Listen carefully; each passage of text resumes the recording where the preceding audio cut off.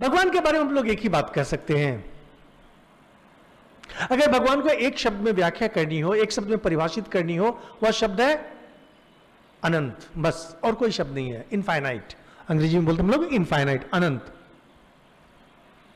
जब उस अनंत के बारे में हम लोग लेते हैं, केवल अनंत शब्द, ईश्वर का बस एक ही स्वरूप है, हम लोग उसे विशेषण माने, हमारी नादानी है।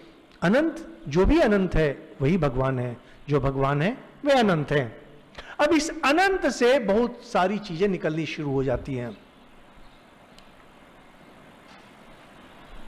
सबसे पहले हम लोग इतने सारे लोग बैठे हैं, हमें पता है कि मैं अनंत नहीं हूं। मेरी सीमा बाएं में यहां से शुरू होकर के दाएं में यहां समाप्त हो जाती है, यानी मैं अनंत नहीं हूं, मैं इनफाइनाइट नहीं हूं। और आप लोग भी उसी अर्थ में अनंत नहीं है।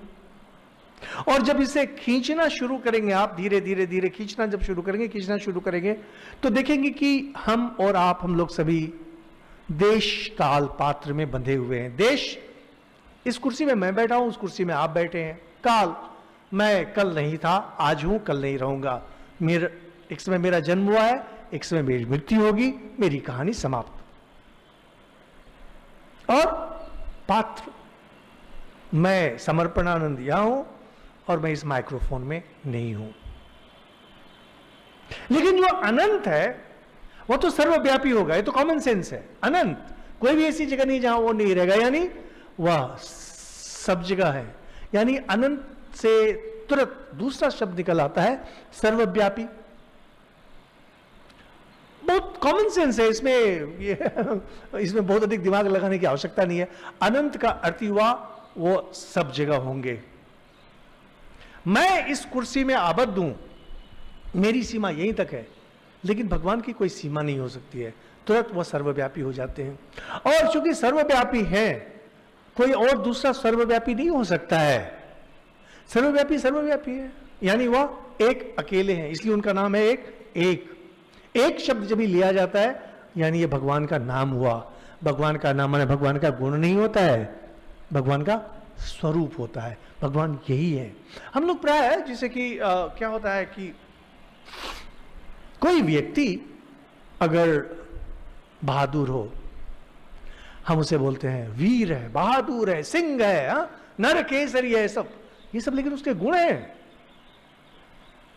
भगवान के लिए सब गुण नहीं होते हैं, भगवान का यह स्वरूप होता है। क्योंकि भगवान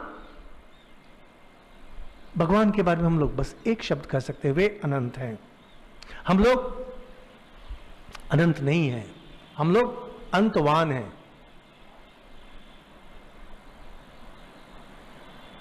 अंतहीन और अंतवान, बस। भगवान अंतहीन यानी अनंत है, बाकी सब अंतवान है। यहां से अलग अलग शब्द निकलना शुरू हो जाता है। और जब वेदांत में पढ़ेंगे, जब शंकराचार्य जी को पढ़ते हैं, तो बोलते हैं, वो डिफाइन करते हैं अनंत को सत शब्द से। सौ तो, दंत सौ तो। सत का अर्थ होता है जिसकी सत्ता है, जिसकी सत्ता है।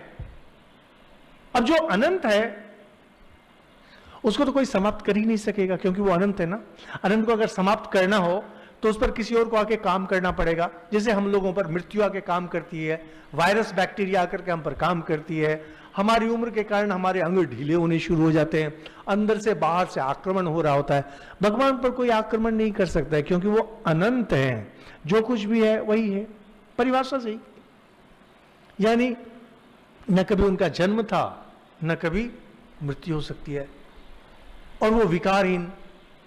ये जितने सारे शब्द गीता में, उपनिषद में, रामायण में, महाभारत में आते हैं, ये सारे शब्द बस एक शब्द की उपज है, अनंत।